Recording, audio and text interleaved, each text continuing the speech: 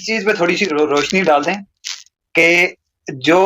برصغیر پاک و ہند ہے اس کے اندر جو شیعان ہیں، جو اہل تشیع ہیں، کثیر تعداد میں یعنی میجورٹی جو ہے وہ لوگ ان کے ہاتھوں میں کڑیاں اور کانوں میں بالیاں، کثرت سے لوگ جو ہے وہ کانوں میں بالی اور ہاتھ میں جو ہے وہ کڑی پہنتے ہیں۔ تو اس کے متعلق یہ تھوڑی سی وضاحت کر دیں کہ یہ کس جگہ سے یا معصومین میں سے کسی نے اس پہ کوئی فرمان وغیرہ ہو یا اس پہ کوئی استدلال ہو، نہیں تو اس پہ بھی تھوڑی سی وضاحت کریں۔ یہ کوئی حرام نہیں ہے کہ اگر کوئی ڈالنا چاہے ہاتھ میں، گوشت میں، کان میں، یہ حرام نہیں ہے کہ کوئی اس پہ یہ حرام ہے۔ ہاں، یہ ملنگ لوگ ایسے کرتے ہیں نا، ہاں ملنگ لوگ کرتے ہیں، وہ ان کے اپنے فلسفے ہوتے ہیں، کہتے ہیں امام زین العابدین علیہ السلام کی یاد میں کہ ان کے ہاتھوں میں کیا لگا تھا، ان کے ہاتھوں میں ہتھکڑیاں لگی ہیں تو مسئلے کھڑے، وہ تو وہ ان کا تو اس کے متعلق حسن بھائی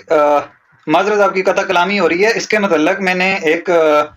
شاید بہار الانوار تھی یا کوئی اور تھی کتب جس کے متعلق جس کا حوالہ تھا ریفرنس کا، میں نے خیر وہ کیونکہ مجھے اب یاد نہیں آ رہا پراپر طریقے سے، چلے نیکسٹ کسی ٹائم میں آیا تو میں انشاءاللہ اس کا بھی دوں گا۔ تو اس میں اس کا یہ حوالہ تھا کہ جب حسنین کریمین علیہ الصلوۃ والسلام جب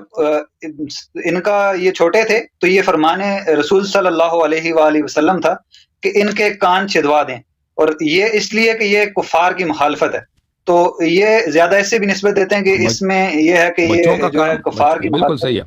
بچوں کے کان چھدوانا یا اس میں یہ حلقہ ڈالنا یہ ہے سنت ہے جی بچوں کے۔